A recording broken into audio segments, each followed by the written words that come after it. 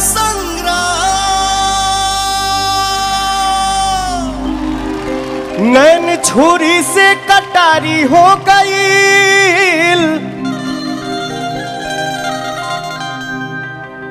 रूप के दुनिया पुजारी हो गई। केहू नजरिया में आके जब बस जाला तब बुझी हा कि प्रेम के बीमारी हो गई। राते बलमुआ दिहले गारी हो, राते बलमुआ दिहले गारी हो, तरकारी के बिना राते बलमुआ दिहले गारी हो, तरकारी के बिना ना। राते बलमुआ दिहले गारी हो, तरकारी के बिना ना। एक तो में कहारी दिहले आ दूसरे में मार दिहले, एक तो में गारी दिहले दूसरे में मार दिहले। एक तो में कहारी दिहले आ दूसरे में मार दिहले। आओ पर ए हो भाई बहनी, ओह पर सास लाला का रस हो, तरकारी के बिना ओह पर सास लाला का रस हो, तरकारी के बिना ना। राते बलमुआ दिहले गारी हो, तरकारी के बिना ना।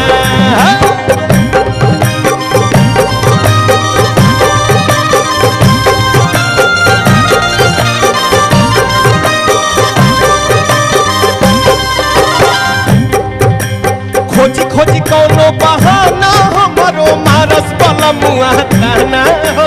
खोजी खोजी कौनो बहाना हमर मारस बलमुआ ताना हो। खोजी खोजी कौनो बहाना हमरो मारस बलमुआ ताना हो।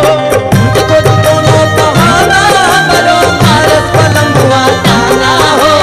दाल में नीमक बेसी बाटे, निमन बनौलू न खाना हो। दाल में नमक बेसी बाटे, निमन बनौलू न खाना हो। बढ़ चढ़ के बोलेली बोलिया, छोटा की ननदिया हो। बढ़ चढ़ के बोलेली बोलिया, छोटा की ननदिया हो। ए हो अरे हई हमर रघुवीर भाई छोटका करेला फुटानी हो, तरकारी के बिना ना। देवरा करेला फुटानी हो, तरकारी के बिना ना। राते बलमुआ दिहले गारी हो, तरकारी के बिना ना। अरे बलमुआ दिहले गारी हो, तरकारी के बिना ना।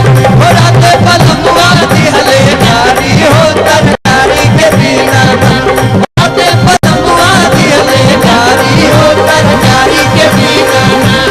राते बलमुआ दिहले गारी हो, तरकारी के बिना। हाय रे हाय रे। स्वागत बाटे हिंदुस्तान भोजपुरिया जहान इन नेस्ले एवरीडे सुर संग्राम के द्वितीय महायुद्ध में बाबू।